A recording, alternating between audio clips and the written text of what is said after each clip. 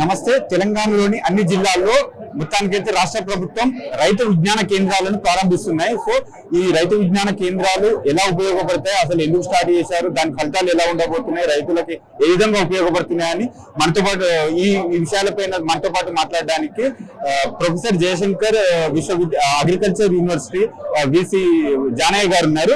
Sir నమస్తే. Sir చెప్పండి sir, మొత్తానికి రాష్ట్ర ప్రభుత్వం ప్రతిష్టాత్మకంగా ప్రారంభించబోతున్న రైతు విజ్ఞాన కేంద్రాలు సో రైతులకు ఎలా ఉపయోగపడుతున్నాయి, వీటి వల్ల అంటే ఇప్పుడు రైతులు చేస్తున్న మిస్టేక్స్ ఏంటి, ఇప్పుడు వాళ్ళు ఈ విజ్ఞాన కేంద్రం ద్వారా రైతులకు ఏ విధంగా సహాయపడబోతుంది?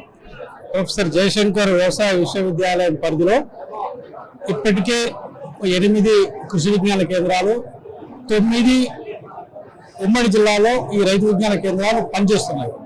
కొత్త జిల్లాలు ఏర్పడిన తర్వాత ఈ 15 జిల్లాలు కొత్త జిల్లాలలో ఈ వ్యవస్థ లేదు కాబట్టి వ్యవసాయ విశ్వవిద్యాలయం పరిధిలో ఈ రైతు విజ్ఞాన కేంద్రాలు పెట్టాలనే ఆలోచన గౌరవ ముఖ్యమంత్రి గారితో పంచుకున్నప్పుడు వారి అనుమతితో వారి ఆలోచనకు అనుకూలంగా ప్రతి జిల్లాలో ఆల్రెడీ 17 ప్లస్ 15 నూతన జిల్లాలలో ఈ రైతు విజ్ఞాన కేంద్రాలు ఏర్పాటు చేస్తున్నాం.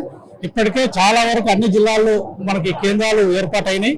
ఈ రోజు సిరిసిల్ల జిల్లా సంబంధించిన రైతు విజ్ఞాన కేంద్రం స్థానిక ఎమ్మెల్యే ప్రభుత్వ వైపు ఆది శ్రీనివాస్ గారి యొక్క చొరవతో ఇక్కడ మాకు ఆ విజ్ఞాన కేంద్రానికి సంబంధించిన భవన సముదాయం కావచ్చు, 40 ఎకరాల మంచి సాగుకు అనుకూలంగా ఉన్న భూమిని కూడా మా వ్యవసాయ విశ్వవిద్యాలయానికి ఈ రైతు విజ్ఞాన కేంద్రం కోసం కేటాయించడం జరిగింది.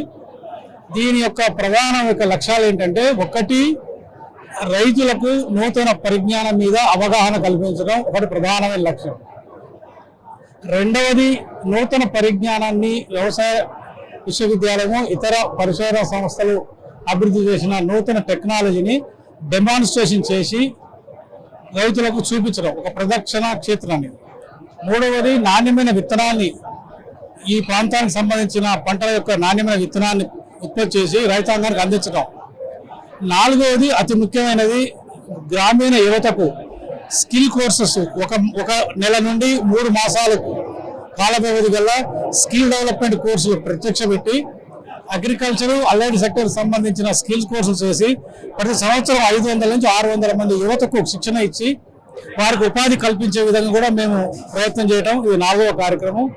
5వది, ప్రభుత్వం రైతాంగానికి చేపట్టే వివిధ కార్యక్రమాలపై అవగాహన కల్పించి వ్యవసాయ శాఖతో సన్నిహితంగా పనిచేస్తూ ఆయా ప్రభుత్వ పథకాలు రైతాంగానికి అందే విధంగా మేము కృషి చేయటం.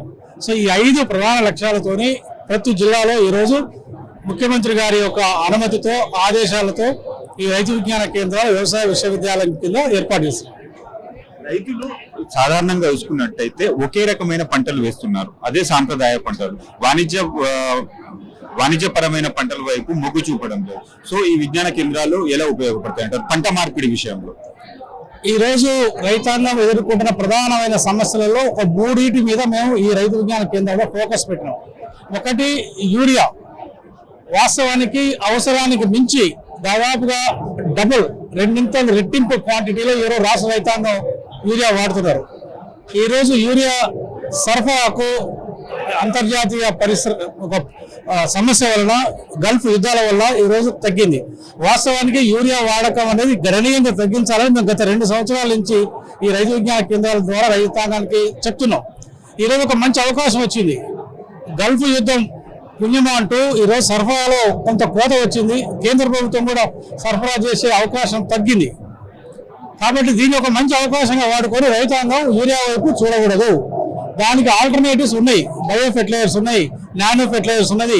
ఈరోజు రాష్ట్ర ప్రభుత్వం ఈ పచ్చి రొట్టెకి సంబంధించిన విత్తనాలను పెద్ద ఎత్తున రైతాంగానికి అందజేస్తున్నది.